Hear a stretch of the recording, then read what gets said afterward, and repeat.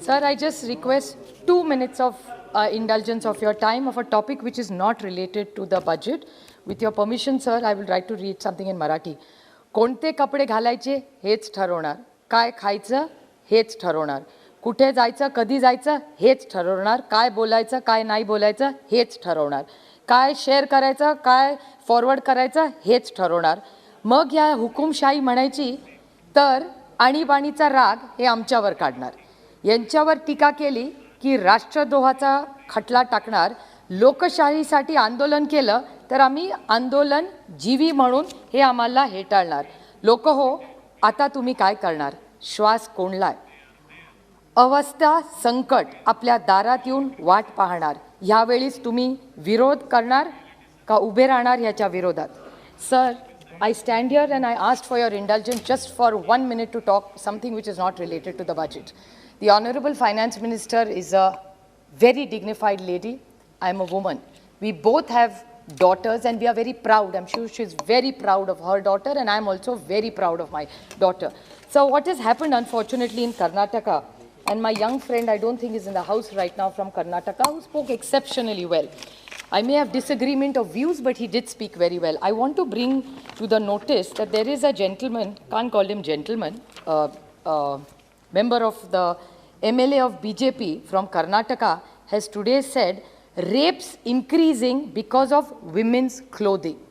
Sir, I repeat, rapes are increasing because of women's clothing. Hijab पहने तो BJP को दिक्कत है, कपड़े दूसरे पहने तो भी उनको दिक्कत है, मॉरल पुलिसिंग भी करेंगे और थॉट पुलिसिंग भी करेंगे. I actually urge the honorable, because the honorable minister is elected from Karnataka, I would ask her for justice. I hope she will intervene.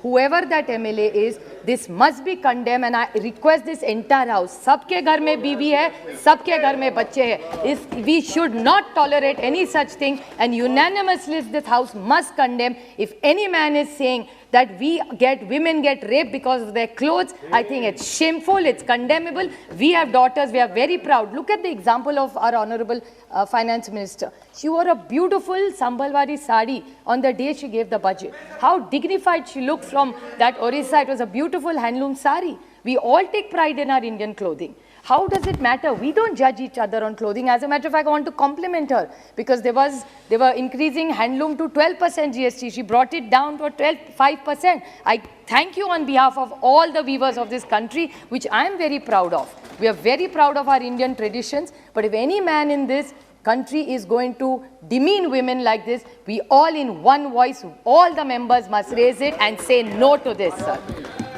Thank you. Sir, another small point. I think the young member is not there. I just want to put the record straight. He spoke very aggressively against dynasty, which is okay, he has every right in a democracy. I just want one small question to ask you. Who is Ravi Subramaniam? He's a BJP MLA from Karnataka. Does he know him? And if he knows him, by any chance, are they remotely related to each other? But I am very proud of whose daughter I am. I am not ashamed about it at all. I am proud in the house that I was born in. But I want to ask him that what is his story. And I just one small anecdote. Pritam Munde, Poonam Mahajan, Hina Gavit, Raksha Khadse, Sujay Vikhe Patil, Jyotiraditya Scindia, who also is now a minister, sir, Piyush Goyal, Dharmendra Pradhan, all my very good friends. I am very proud of them. I am all part. Just the common thing I have with them, we were all born in political families and I am not ashamed to be born in a political family. I am very proud to be born to my parents. Just to come back to the budget, the fiscal, one more small point that the young man made, that he said that there were no businesses created. Pre-Modi ji era, post-Modi ji era. Just to remind him, he talked about Bangalore. Wipro, if I stand corrected, sir, is probably also in Bangalore. Infosys is a very large company in India, also happens to have some presence in Bangalore. I am very proud because we have them in our state. The big vaccine they talk about, sir. The vaccine company of Poonawala's, who this government has given award to, I think Padma Vibhushan or Padma Bhushan he has got. That also company comes from my district. That man started from zero. He went to school with my father. So I know the entire background. So these are all companies. Wipro, Cipla, Infosys, Kirloskar, Ambani, Bajaj, Walchand Group, Kalyani, Firodias, Poonawalla, Doods are all companies in the last 50 years who have done and contributed. So please don't run down these families. They have contributed to wealth generation, not centric, but to everybody, and they have created wealth and they have created jobs and have influenced our lives. So let's not demean all these families who started from nothing. Now to come to the main points of the budget, sir. Sir, in the fiscal deficit, I still remember Arunji here. We used to very keenly hear. We are much younger members, very inexperienced. And we used to take points from all of them when they read the budget, be it Pranab Da, be it Chidambaram ji, after that Arunji. And there was this FRBM Act which Atalji's government had brought in. And Yashwant Sena, Atalji's government, right? Rudy ji, thank you. And I still remember, and a lot of times we all discuss, governance is about continuity. There are good things from this government which we are proud to take. And we are happy that we could continue them and deliver superior results for this nation. So when we did this FRBM Act, your government did, we continued it for 10 years, where 3% was decided that would be the fiscal deficit. So 6.9, I'll come to that, uncle. 6.9 is what she has agreed to come to now. Now, if it's from 3% raised to 6.9%, have we agreed? Because if it's a law which we have all continued, I'm not such a finance expert. So this 6.9 is what we have achieved as our fiscal deficit. So have we made those changes in Parliament when a land and Arunji had committed to keeping at 3%? So just for my inexperience in finance and very limited knowledge of finance, I need to know, because this is connected to the 1 lakh crores which has been given to the states. So 1 lakh crore, I'm grateful to you for giving it to all the states. But I have a small question, since my knowledge on finance is not so good, sir, that if 3% of this fiscal deficit, will it be same thing applicable to the states when they borrow money? Because you have given this 1 lakh crores to the states. Now, most of these programs which will go through will be center driven. Now, be it all Kendriya Yojanas, PMGSY, which again you have changed the thing. Now it's 60-40 we have. Sarva Shiksha Abhiyan, PM Awas Yojana, ICDS, everything what the center wants to implement in our states, they will decide how much we spend, how much it. I mean, Nishikant ji is sitting here, he was singing the praises of the railway that has come to Godda. We are very happy. If he says it's an aspirational district, it's doing better, we are happy for him, congratulations. But my friend here, Krishna, who's sitting here was saying that 6,000 crores his state needs to give for railways, they don't have that kind of money. So by giving this 1 lakh crore with this fiscal deficit, with application of the FRBM Act, and with these pushing all the center programs, will this 1 lakh crores really help all our states? Is my question. If you could kindly in your reply explain that how will it help our states? Please.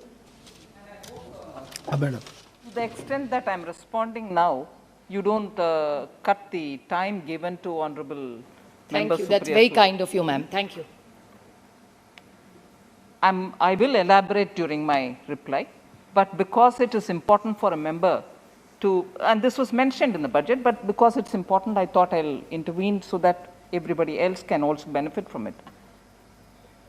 The 1 lakh crore which is being given to states, sir, because we want to speed up infrastructure and capital expenditure, is over and above what the states have been given under their borrowing limits. So it's not going to affect their borrowing limits, one.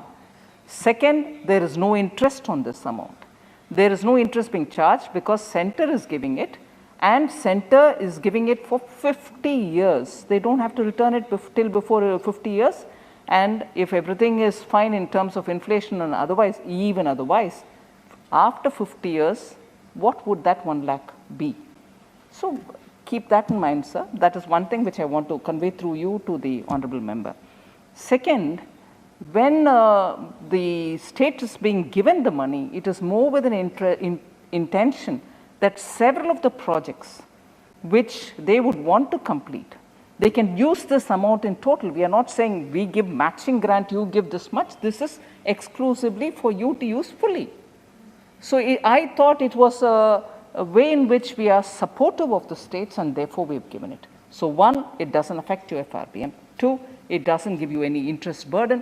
Three, you can use it for any project which you want to do. Finally, sir, this question of FRBM, 3%, Arunji, we honor all that. But that very same FRBM Act has a provision that you can, in case you breach it, you can always come to the House with a deviations statement. Any government which breaches it, and I think I can probably say it off the cuff, subject to correction, during the UPA government, several times it was breached. And since you were alert, you would come to the parliament and say, sorry, deviation, and seek the parliament's indulgence on it. So now, deviation and reaching 6.9 this time, I would wonder if there's any member in this House who will have an objection, and least of all, would Supriya have an objection for it? Years of pandemic, 1.5 years, now nearly 2 years. And the only call that I've had from everybody was spend, spend. That's what is going to give the stimulus. Well taken, we spend. It showed difference. We are spending now, it will show a difference. And naturally, you will breach the 3% fiscal deficit. And therefore, we go to 6.9. And I don't want anyone to think that, oh, this is unusual. Pandemic was unusual. And therefore, 6.9 is a responsible fiscal deficit. And in fact, that is a kind of fiscal deficit where we've tried to do enough balancing between keeping up spending and being fiscally prudent. Thank you. Thank you, madam. Thank you. Supriya ji, Supriya ji. Supriya ji ka record mein jayega. Appreciate. Thank you very much. So does it applicable to the states? If she could kindly in a reply let, I am happy to wait very patiently for what she has said, and I appreciate thank you very much, ma'am, for being so indulgent. The other question was about GST compensation. Today, my state has 28,365 crores of GST compensation pending. So I would like to request the Honorable Minister that if they are indulging and giving us so much flexibility, I have two questions. When will all our GST money come? Point number one. And point number two, with this, will 6.9, our borrowing, also will this help us, if you could indulge the states in more borrowing? Because I'll give you a small example. Now, Pune-Nasik high-speed railway, the project has come. We have tried to put some money together, but there's no mention in this budget. So we don't know where we really stand in such a big project. The same thing is applicable to all the cesses. Now, I want to make this humble request. Mehtabji also talked about the cess. Now, cess is something which actually takes away from the states. We have no problem if they take it for health, education. I understand. Kindly Just conclude. 2 minutes, sir. Just two small points I will make. I understand that I don't have that kind of time.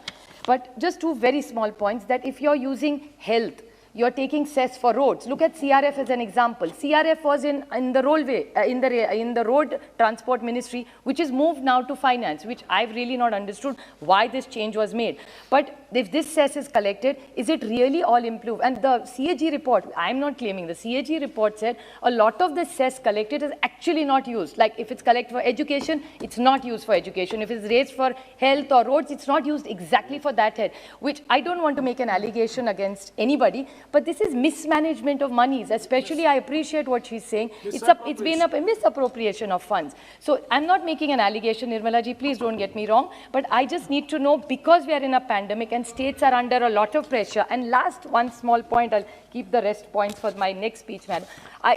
The Honorable the Prime Minister yesterday talked about coal, and he was very kind enough. I still remember his speech, and that for me is a very painful topic, because I still remember when we sat on that side and they were on this side, they really talked about coal mismanagement, and I was really deeply pained that, is this really true? Eventually what happened is another story, sir. But when we talk about coal, I still remember this government saying that 3 lakh crores is the money they will raise.